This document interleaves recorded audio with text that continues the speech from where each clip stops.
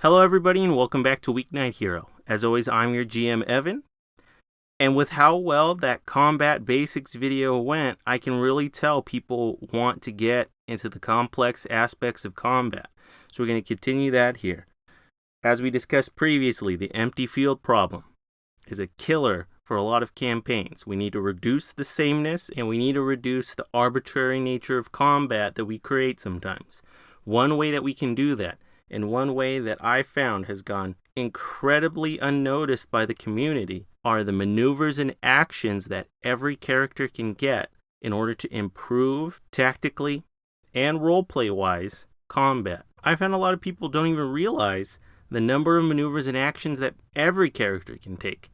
It doesn't require just a martial artist to be using grab attacks. These maneuvers and actions can be taken by everyone, including the villains, and it's one way to improvise and adapt in the game. If you're finding a shortcoming with fighting a character, you don't need to alter the villain's mindset or abilities in order to work with the character. You need to empower the players to understand how they can alter the field tactically using things even like these maneuvers. So let me go a little further into what makes these things work. And the most main of main maneuvers are attack and defend. Easy to understand. Attack is attacking an opponent with one of your attacks. Now defending is you focusing totally on defense and making an opposed roll against an attack versus your attack. One big thing to note is that any roll less than 10 adds 10. A lot of advantages make great use of defend. A lot of powers make great use of defend. You can make an entire character around defending against attacks and blocking, disrupting, and otherwise stopping these attacks from occurring. The next one up is aid, and that's a great action for teamwork-based characters to use. In essence, one character is helping an ally in some way. It could be holding an opponent back, it can be pushing them into something or into a more advantageous position, and really synergize with each other by making your attacks more accurate. This works great for those dynamic duos that play off of each other and help each other. You don't need a teamwork advantage and you don't need to use team attack. You could just be using aid and a power attack to get the most out of that combination. Next up is aim. It's very obvious. You are essentially making yourself vulnerable and focusing everything on the next attack. This applies really well for ranged type characters, because another thing that people often forget is that the further distance you go out, you're suffering cumulative penalties based on the distance, so you might need to aim an attack in order for it to work.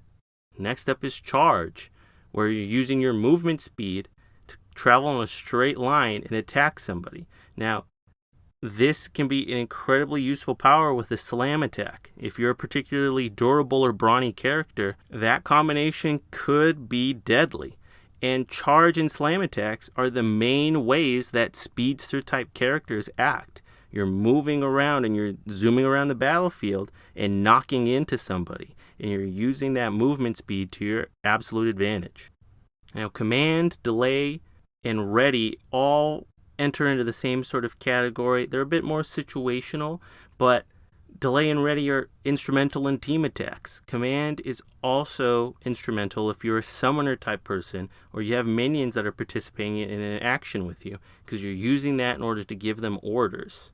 So all of those things work a bit more synergistically with team members and other characters that you need to order around, but all three of them play an integral role in using team synergy.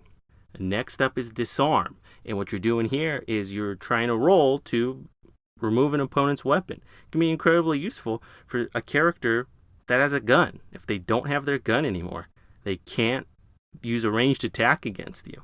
It's also incredibly useful if there's something that someone's holding in their hands.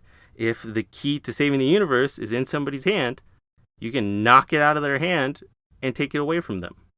Similarly, you can apply smash in the same kind of a way, except you're just damaging an object rather than removing it from somebody's grasp. Both of these incredibly useful for those crime fighter or street level characters who are essentially just normal people. They need to think a little more tactically, and you can't be stabbed if your opponent does not have that weapon, and you can't be shot If the gun's not there anymore, it's broken. Now, grab, escape, and trip all play into a more martial arts focused character.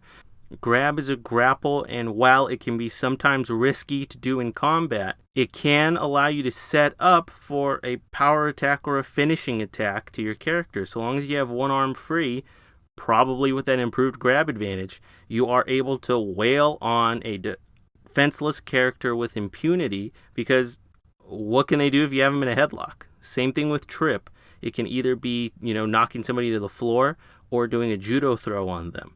Both of those are incredibly useful for lowering an opponent's defenses for a time and then just really capitalizing on that advantage that it gives you with one strong blow. And sometimes one strong blow is all you need. Finally, we have recover.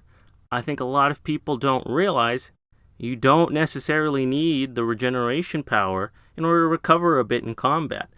Also, people don't realize that you don't have to get stuck with a defenseless or a staggered ability if you have the opportunity to take a recover action, because it also applies a bit of defense to you because you're on your guard, but you're able to use it in the moment in order to reduce the highest level of damage or status condition.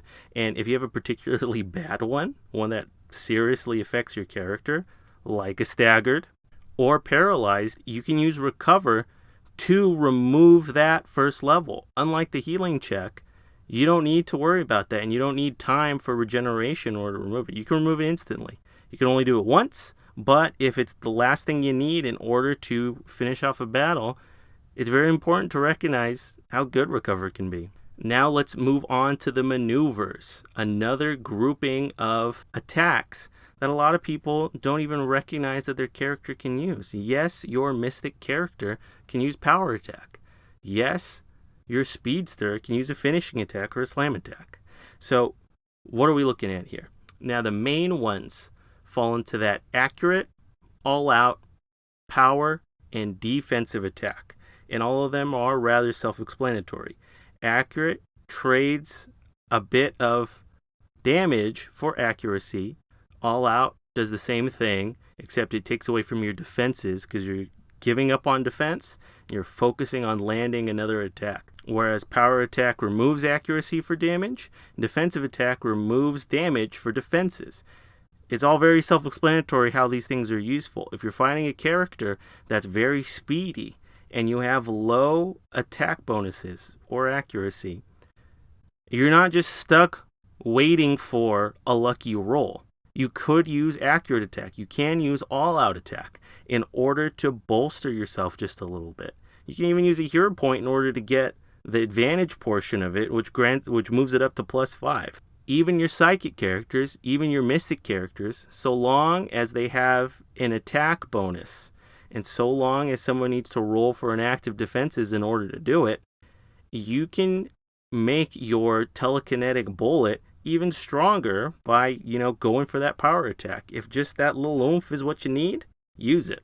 Next up are Demoralize and Feint, and these are two ones that are made great use of with the social or interaction skills. Deception is great on Feint because you're using it to trick an opponent and leave themselves vulnerable to an attack.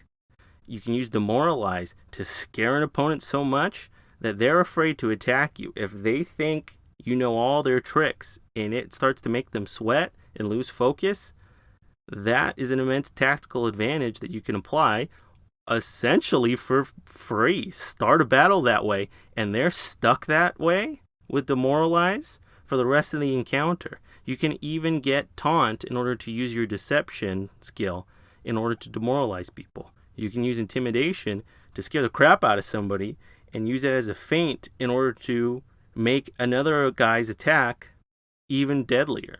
Now finally, we'll get into the last grouping of them, which are special attacks.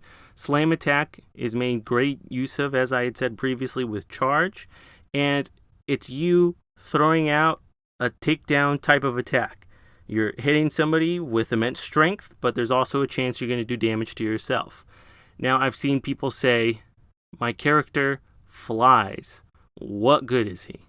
My character's abilities are just to move fast. How useful is he? Because he still only gets one attack in a round. What I'm saying is you need to be using that slam attack. That slam attack bolsters a speedster's skill or a flyer's skill and allows them to make use of their momentum to do damage. Now that you're using your momentum to do that damage, you've created a character that is both incredibly fast and incredibly strong. You can even get, by the way, here's the little secret. You can even get a power that makes you immune to your own slam damage so that you can be using that speed skill to your utmost advantage. Your speed character doesn't have to be weak. They're incredibly strong if you apply it in the right direction. Next up is surprise attack. If a character is unaware of your appearance and you're landing that first attack, they're considered vulnerable when they do it. Sadly, by doing this, you're not able to use a finishing attack or a team attack, but that's where our wonderful sneak attack advantage comes in. It is, in essence, allowing you to perform a finishing attack or a power attack on a vulnerable opponent through your surprise attack. And it essentially allows you to add that tactical value that the game was missing. That's a custom-made advantage that people in the community have started using, just to really allow your ninja-like characters to come in and you can knock someone out in one attack with that surprise attack. It really demonstrates the ubiquity of this superhero game. Finally, we get into my favorite. I love team attacks. Everything about team attacks and that teamwork advantage is just fantastic to me, and I'll never stop using them. It's my hallmark.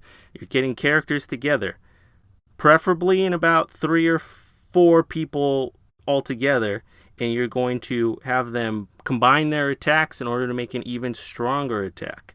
If your characters by themselves can't do enough damage to harm a villain, perhaps they have Regeneration 5, you're going to need a team attack because you're combining all their attacks together to make an even stronger one.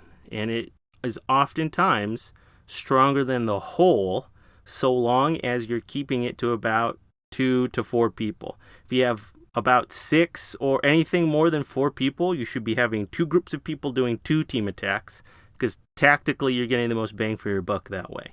But that about wraps it up for the maneuvers video. Hopefully I surprised a couple of people with some of the new and interesting things that you can find in the raw to really bolster your game. But with the end of the video, I ask that you guys like, comment, and subscribe. Let me know your own ideas and keep spreading the word about the videos. As always, I'm your GM Evan. See you guys later.